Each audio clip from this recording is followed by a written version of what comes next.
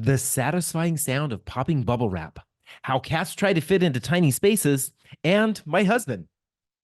What are you talking about? Things that are fun and small, because today we're sharing the top 5 most affordable LGBTQ friendly small cities, or cities that have a population between 50 and 250,000 per the US Census in 2023. So let's get on with the most affordable LGBTQ friendly fun size cities, starting at number 5, John. Coming at number 5 is Morgantown, West Virginia. It's the most expensive rents on this particular list of 5, coming in at $1,291 per month for a 2-bedroom, 2-bathroom apartment. It's tied for the highest cost of living on this list at 90.3% of the national average. Morgantown scored the number 5 position when we covered the most affordable LGBTQ plus friendliest cities in red states on episode 501 of the Queer Money podcast. I did score also the honorable mention when we did covered the state of West Virginia on episode 387 of the Queer Money podcast. And it also is probably one of the most contentious topics that we've ever had on TikTok. Don't tell people, West Virginians in TikTok who are LGBTQ, that there are no LGBTQ plus people who live in West Virginia, because they will fight you back. Right. And deservedly so. Right. Coming in at number 4 is Columbia, Missouri. Columbia, Missouri has the highest home values on this list of 5, coming in at $261,000 for the average home in Columbia, and that's probably in part because Columbia is a college town. Columbia also tied with Morgantown for cost of living, coming in at 90.3% of the national average. It was number 4 city, the number 4 city when we did red states, following behind Morgantown. And it was the runner-up for the state of Missouri when we covered Missouri on episode 435 of the podcast. So if you haven't already guessed it, you're listening to or watching the Queer Money podcast. This is episode number 509. We're continuing our most affordable LGBTQ plus friendliest cities series in all different shapes, sizes, and packages. Today we're doing super fun sizes, which in our world is small cities. A population of 50,000 to 250,000 per the US Census in 2023. Last week, we covered the most affordable LGBTQ plus friendly medium-sized cities. So if you want to watch that particular episode, click the link in your podcast player or click the link right here if you're watching on YouTube.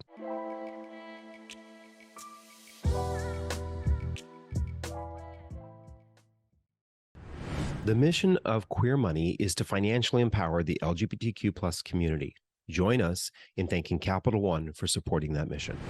All right, coming in at number 3, Dubuque, Iowa. Why Dubuque, Iowa? Well, Dubuque, Iowa has the lowest rents of the top 5 that we looked at here. It came in at $879 a month for your typical 2-bedroom, 2-bathroom. But Dubuque also has the lowest median and average incomes of the top 5 here at $46,000 and $58,000 respectively. So low rents, but also low income. But in general, Dubuque is an LGBTQ friendly place. Exactly. Our runner-up position here is Champaign, Illinois. Champaign has the lowest home values on this particular list, coming in at $195,000 for your average home in Champaign, Illinois.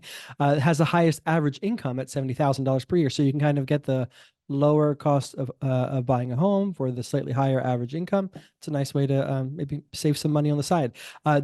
Champaign did score the runner-up position when we did Illinois for episode 459 of the Queer Money podcast. Worth noting that when we looked at the list of small cities, there were 93 cities that we looked at that were cities between the size of 50,000 and 250,000.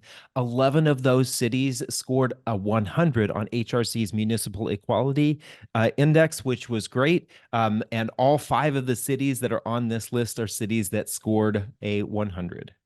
As we seem to be doing lately, we're providing you some honorable mentions. Our first honorable mention is Lawrence, Kansas, which came in at number 12 when we did the analysis of all 93 cities.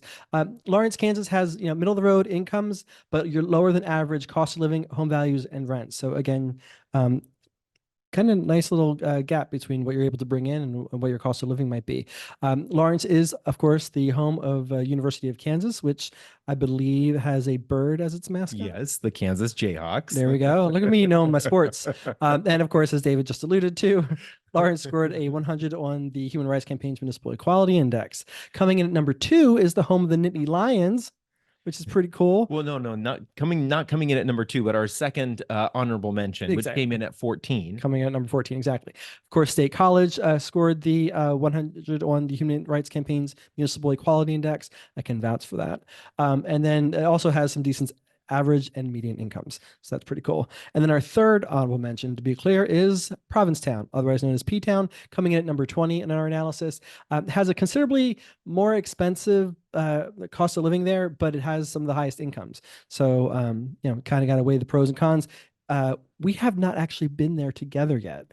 We have not, which is ridiculous. So David and I have to go, and we've had some people invite us there. So maybe we'll make that happen. But of course, P-Town did score 100 on Municipal Equality's, Human Rights Campaign's Municipal Equality Index. And again, remember to smash that like and share button and let other queer folks know about this series, as well as the Queer Money podcast overall. Capital One Auto Navigator does more than just auto financing. We're here to help you find a car you love, too. Shop millions of cars from thousands of dealers nationwide. Research your favorite makes and models. Explore dealers near you and more. All on Auto Navigator. All right, before we dive into number 1, I wanted to share something I thought was kind of interesting when we were looking at this list. A lot of times we think small towns, okay, they don't have anything going on because they don't have income, they don't have jobs there. But one of the interesting things that I'm finding when we look at these lists is that there are some outliers. For example, we looked at several cities on this list, and their median and average incomes were similar to some cities that have a population of 1 million or more. So I think it's kind of interesting that you're looking at a list of cities here, small cities that all have above average, what looks like above average incomes, well below average costs of homes, cost of rents, cost of living. Everything else is considerably lower. They also are cities that are supportive of the LGBT community based on their rankings by HRC's Municipal Equality Index. And again, we're talking relative. Some people seem to really struggle with the relative aspect of this analysis when we're talking about affordable as well as LGBTQ plus friendly. But I wonder, to what degree do you think that is because people are able to work more remotely and that more and more people are taking advantage of geo arbitrage? That it's possible that may be the case, but we've seen some recent videos on YouTube about how more and more companies are starting to look towards small and medium-sized cities as places to put their I wouldn't say their headquarters, but maybe some portion of their business are moving there because of the fact that incomes are lower there. They can take advantage of those lower incomes, and that in general lifts the incomes of those cities. We know that that's happening here in Toledo. We see that happening with electric manufacturing of electric vehicles moving here towards Toledo. Yeah, so that's something for people in our community to pay attention to, because if the trend is that more corporations are putting some of their offices or manufacturing in these more rural center of the country locations, and the cost of living is lower, especially the home values are lower, that's a great way for people to maybe take advantage of buying low.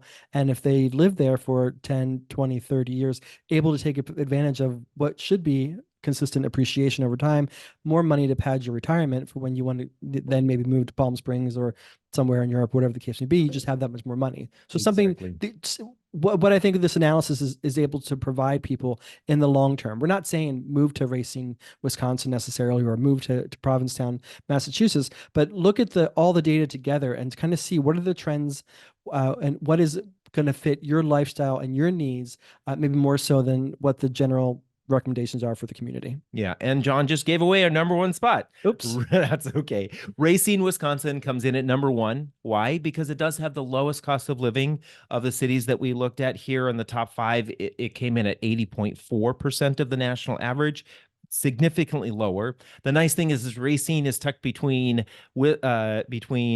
Milwaukee and Chicago, so you can go either direction and pretty quickly you're in a major city. It also has the highest median incomes, coming in at $51,000. It was the winner for the state of Wisconsin as the most affordable LGBTQ friendly city in the state of Wisconsin when we looked at it back on episode 385 of the podcast. So very awesome. So what are your thoughts? Share them in the comments on YouTube, TikTok, or Spotify, or however you can connect with us. See all 93 cities that we analyzed for this particular episode when you go to queermoneypodcast.com/cities, or click the link in your podcast player, or click the link right here if you're watching on YouTube. Thank you, and we'll be right back. With no fees or minimums and no overdraft fees, banking with Capital One is the easiest decision in the history of decisions. That's banking reimagined. What's in your wallet? Terms apply. See CapitalOne.com/bank for details. Capital One, N.A., member FDIC. Join us next Tuesday when we talk with drag queen Jessica Lahore about the economics of being a drag queen. And then next Thursday for coverage of the most affordable LGBTQ-friendly small towns in America. Teeny weeny. If you'd like to see the data for this growing series that we keep referencing, go to queermoneypodcast.com/cities, or click the link in your podcast player if you're listening on your podcast player, or click the link right here if you're watching on YouTube. Thank you and have an amazing weekend.